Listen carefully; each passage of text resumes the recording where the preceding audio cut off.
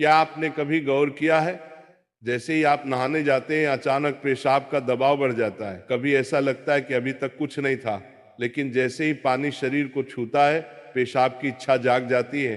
क्या ये बस एक संयोग है या इसके पीछे कोई खास वजह छुपी है? जिंदगी में कोई भी घटना बस यूं ही नहीं होती, हर छोटी छोटी चीज के पीछे कोई ना कोई वजह होती है। अब सवाल ये उठता है कि नहाते वक्त हमें पेशाब क्यों आती है?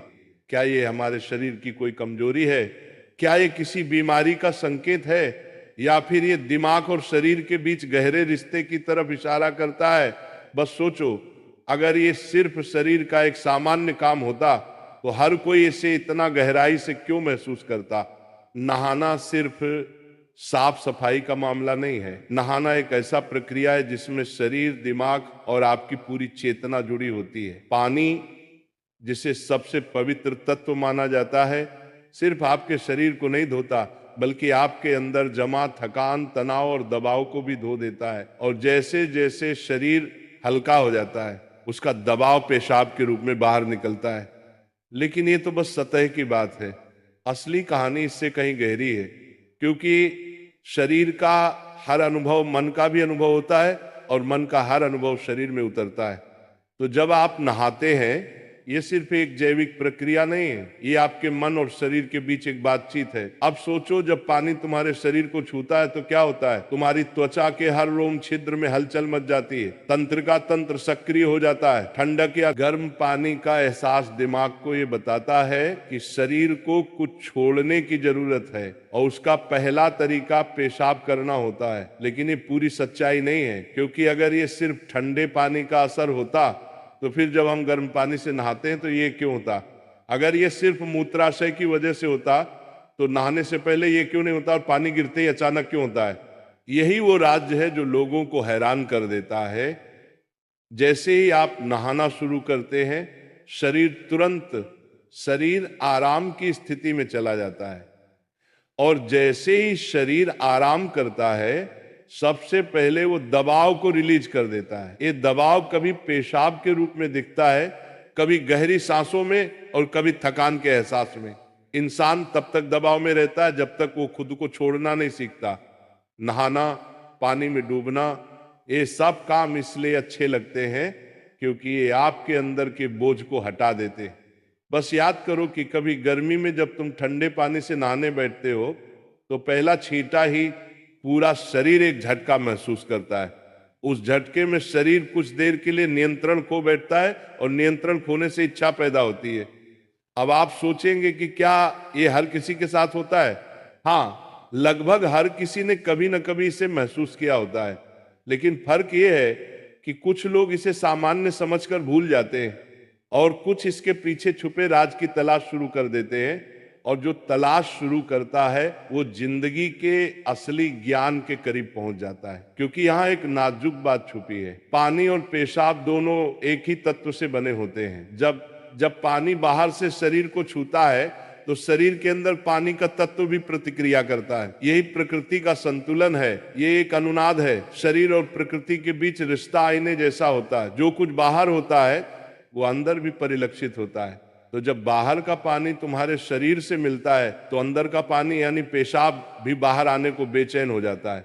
लेकिन अब सवाल उठता है, क्या ये सिर्फ पानी और मूत्राशय की बात है, या इसके पीछे कुछ और भी है? क्या ये किसी कमजोरी का संकेत है? क्या ये किसी बीमारी का शुरुआती लक्षण है, या बस मन और शरीर के बीच की एक बातचीत है? यहीं से हमारी यात्रा शुरू होती है, शरीर के विज्ञान से लेकर आध्यात्मिक दृष्टि तक। क्योंकि अगर हम इसे बिना समझे सामान्य कहकर नजरअंदाज कर देंगे तो हम जीवन के एक बहुत बड़े संकेत को खो देंगे। तो चलिए अब इस रहस्य को और गहराई से समझते हैं। हर बार जब तुम कुछ छोड़ते हो, कुछ रिहा करते हो, तो वो तुम्हारे बोझ से आजादी देता है।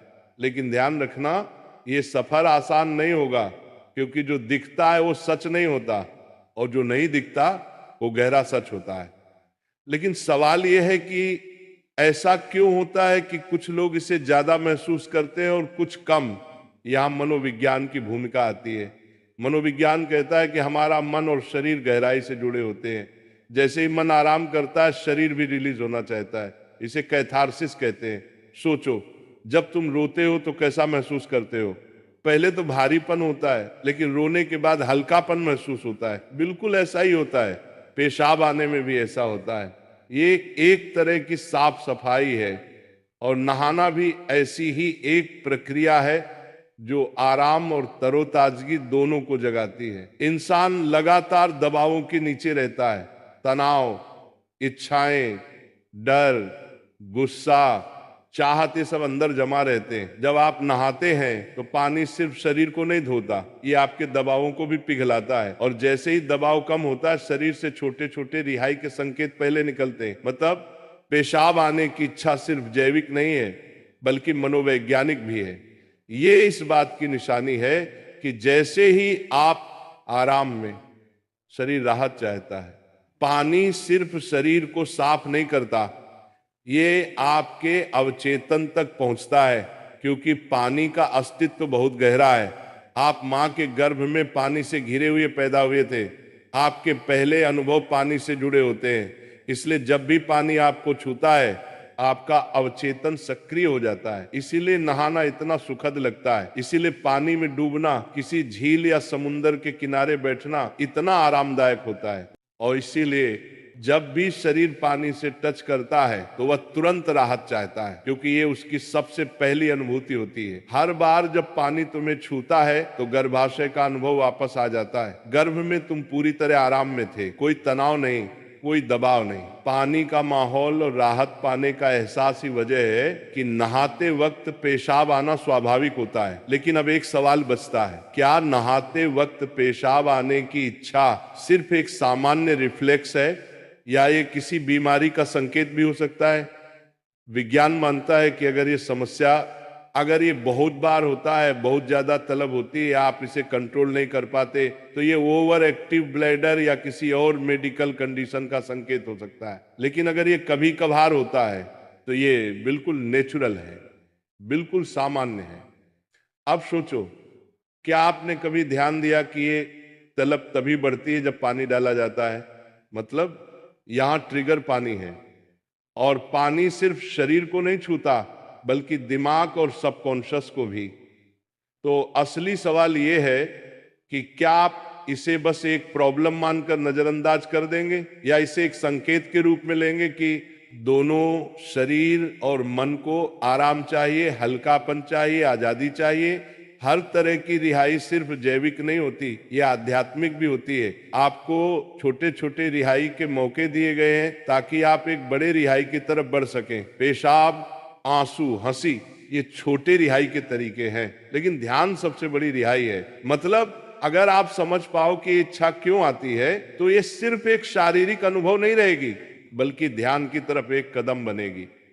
चलो अब नाम जप करते हैं राधा रानी का, तो मेरे साथ बोलेंगे, राधे राधे, जय राधा रानी की जय, राधा रानी की।